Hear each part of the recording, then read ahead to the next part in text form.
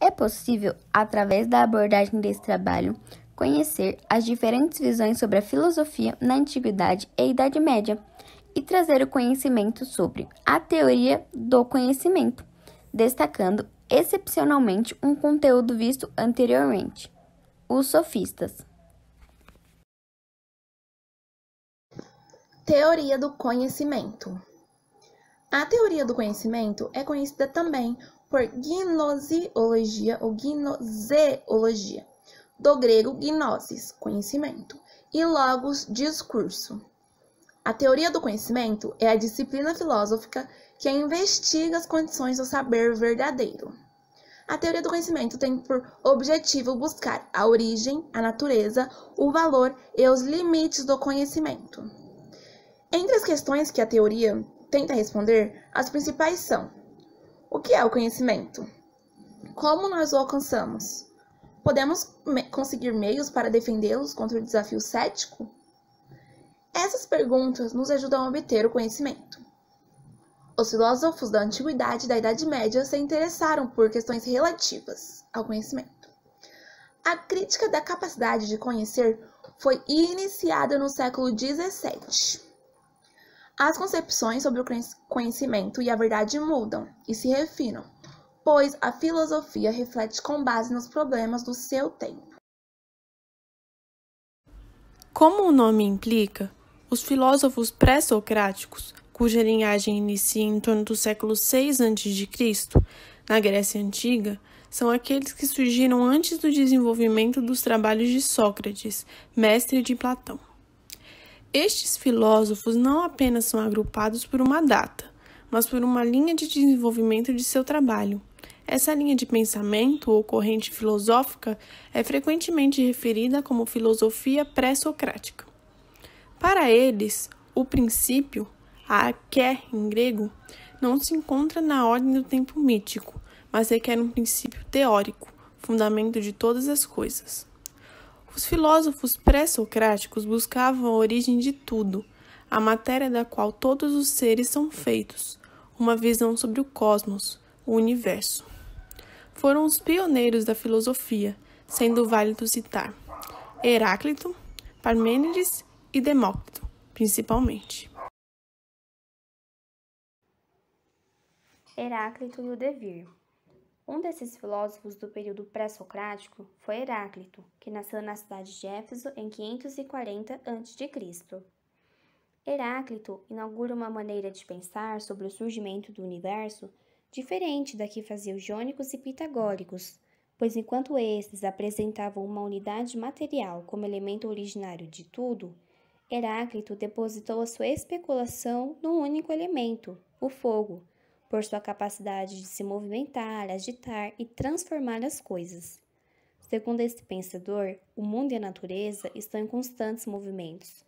Tudo muda o tempo todo. E o fluxo perpétuo, ou seja, esse movimento constante, é a principal característica da natureza.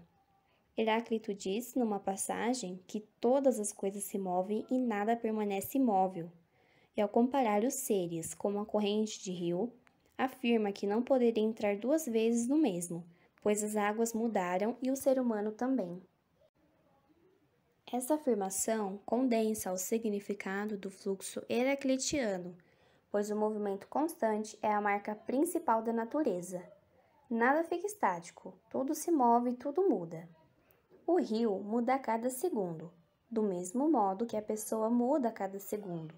Sendo assim, uma mesma pessoa não pode entrar duas vezes no mesmo rio, pois tanto ela quanto o rio já não são mais os mesmos. Heráclito defende que não há unidade natural no mundo, mas duelos e dualidade constante.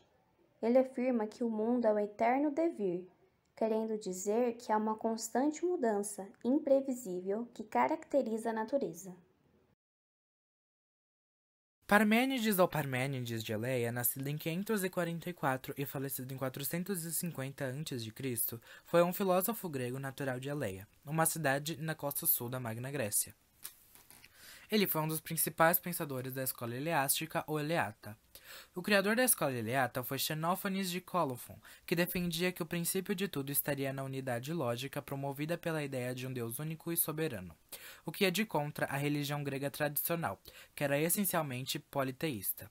Parmênides acreditava em uma espécie de organização racional do universo, que era infinita, única, indivisível, imutável e imóvel, criticando a filosofia heraclitiana ao contrapor a imobilidade do ser que ao todo flui, proposto por Heráclito.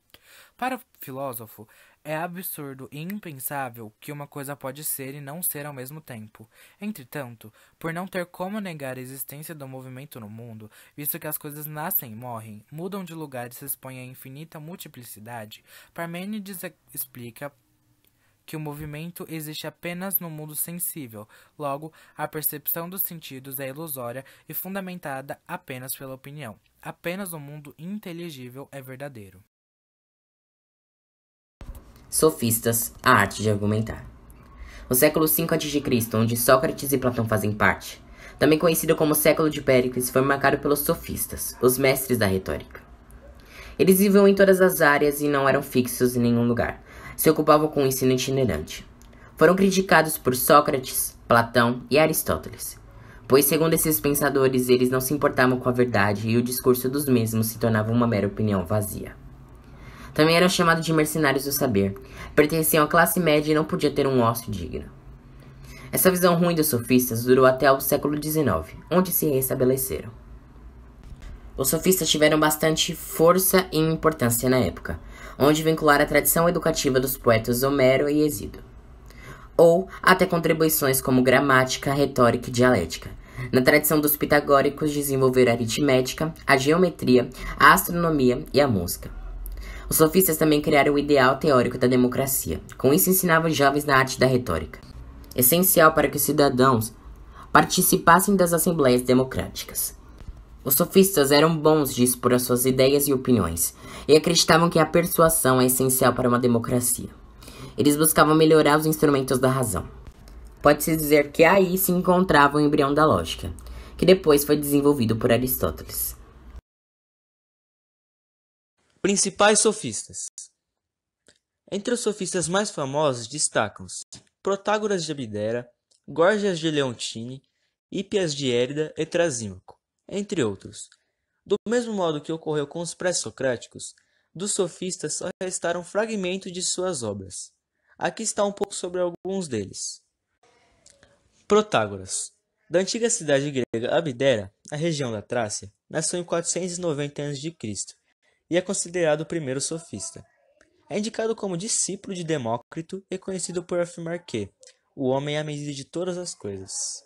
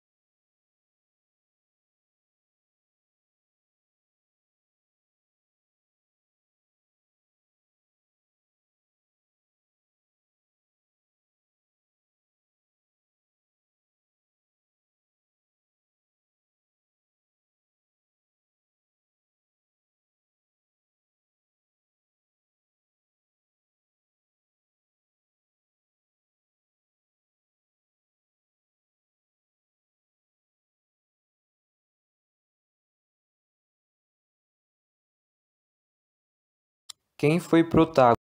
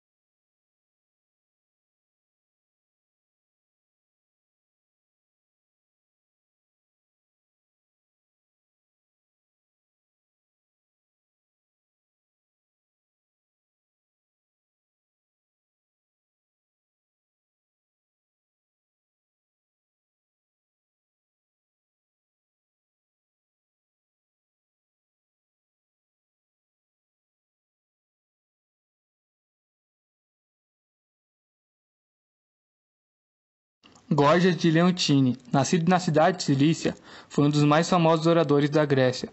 Percorreu diversas cidades e era muito procurado como mestre de retórica. Do ponto de vista do conhecimento, Górgias era um cético. Criticou o debate dos pré-socráticos sobre verdade e opinião, admitindo que nada podemos conhecer. Desenvolveu 3 teses, são elas: o ser não existe, se existisse alguma coisa não poderíamos conhecê-la e, se a conhecêssemos, não poderíamos comunicá-la aos outros. Essas teses expressam a separação entre o ser, o pensar e o dizer, que para ele, o dizer se faz pela palavra, e era impotente para conhecer o real, servindo apenas para comunicar opiniões.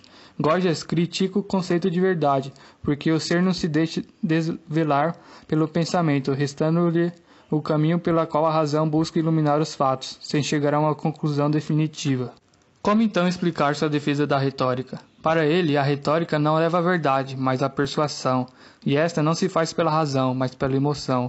Por isso, ao contrário de Protágoras, que destacava o aspecto racional da persuasão, Górgias defende o seu caráter emotivo. Método socrático. A filosofia de Sócrates, responsável por dar origem ao método socrático, tinha como princípio a construção do conhecimento, ao invés da mera transmissão de ideias. Na sua época, o conhecimento se caracterizava como um tipo de comércio, onde os professores, conhecidos como sofistas, cobravam por conteúdos e discursos prontos aos quais os alunos eram obrigados a decorar. Contrário a essa prática, Sócrates tinha convicção de que eram os diálogos que favoreciam uma verdadeira troca de conhecimento, pois através deles, os discípulos conseguiriam refletir sobre as suas próprias afirmações e conclusões. Resumindo, no método socrático, o dialeto tinha como objetivo questionar as crenças habituais de seu interlocutor para, posteriormente, assumir sua ignorância e buscar um conhecimento verdadeiro. O método socrático busca afastar a doxa, opinião, e alcançar a epísteme, conhecimento. Para Sócrates, somente após a falsidade ser afastada é que a verdade pode emergir. Sendo assim, seu método de investigação é composto por 2 momentos, ironia e maiêutica. Ironia. A primeira parte do método socrático, conhecida como ironia, vem da expressão grega que significa perguntar fingindo não saber. Esse primeiro momento do diálogo socrático possui um caráter negativo, pois nega as preconcepções, os pré-julgamentos e os preconceitos. A ironia era composta de perguntas feitas ao interlocutor com o objetivo de deixar claro que o conhecimento que ele julgava possuir não passava de mera opinião ou uma interpretação parcial da realidade. Para Sócrates, o não conhecimento ou a ignorância é preferível ao mau conhecimento. Com isso, as perguntas de Sócrates voltavam-se para que o interlocutor percebesse que não está seguro de suas crenças e reconhecesse a própria ignorância. Sócrates, com suas perguntas, muitas vezes incomodava seus interlocutores e esses abandonavam a discussão antes de prosseguir e tentar definir o conceito. Os diálogos socráticos que acabavam sem se completar são chamados de diálogos aporéticos. Aporia significa impasse ou inconclusão. Maiêutica. A segunda etapa do método socrático é conhecida como maiêutica, que significa parto. Nesse segundo momento, o filósofo continua fazendo perguntas, mas agora com o objetivo de que o interlocutor chegue a uma conclusão segura sobre o assunto e consiga definir um conceito. O nome maiêutica teve como inspiração a própria família de Sócrates. Sua mãe, Fainarete, era parteira e o filósofo a tomou como exemplo e afirmava que os dois possuíam atividades semelhantes. Enquanto a mãe auxiliava mulheres a darem à luz a crianças, Sócrates auxiliava as pessoas a darem à luz a ideias. Sócrates compreendia que as ideias já estão dentro das pessoas e são conhecidas por sua alma eterna. Entretanto, a pergunta correta pode fazer com que a alma se recorde do seu conhecimento prévio. Para o filósofo, ninguém é capaz de ensinar alguma coisa a outra pessoa. Somente ela mesma pode tomar consciência, dar à luz as ideias. A reflexão é a forma de atingir o conhecimento. Por isso, é importante concluir a maiêutica. Nela, a partir da reflexão, o sujeito parte do conhecimento mais simples que já possui e segue em direção a um conhecimento mais complexo e mais perfeito. Esse pensamento socrático serviu de base para a teoria da reminiscência, desenvolvida por Platão. A busca do conceito. Nas conversas, Sócrates privilegia as questões morais. Por isso, em muitos diálogos, pergunta o que são a coragem, a covardia, a piedade, a amizade e assim por diante. Tomemos o exemplo da justiça. Após enumerar diversas expressões de justiça, o filósofo quer saber o que é a justiça em si. A filosofia nascente precisa inventar palavras novas ou usar-as do cotidiano, atribuindo-lhes sentido diferente. Sócrates utiliza o termo logos, ou seja, aquilo que faz com que a justiça seja justiça. Laques e Nícia são convidados a discorrer sobre a importância do ensino de esgrima na formação dos jovens. Sócrates debate ao indagar a respeito do conceito que antecedem essa discussão. Dentre as virtudes, Sócrates escolhe uma delas e indaga: o que é a coragem? Laques acha fácil responder: aquele que enfrenta o inimigo e não foge do campo de batalha é um homem corajoso. Sócrates dá exemplos de guerreiros cuja tática consiste em recuar e forçar o inimigo a uma posição desvantajosa. Enfim, o que Sócrates procura não são exemplos de casos corajosos, mas o conceito de coragem. Conclusão: na Antiguidade e Idade Média, existiram filósofos com diferentes visões, criando uma linha de pensamento onde, comumente, os filósofos buscavam a origem de tudo, concluindo também a importância entre cada ideia proposta por esses filósofos. Agradecemos sua atenção. Os participantes do nosso grupo são Amélie Vitória, Fernanda Leide, Gustavo Caio, Iago Renan, Lívia Aura, Lorene Cristina. Mariana, Marcos, Sabrina, Tainá e Vitor Hugo.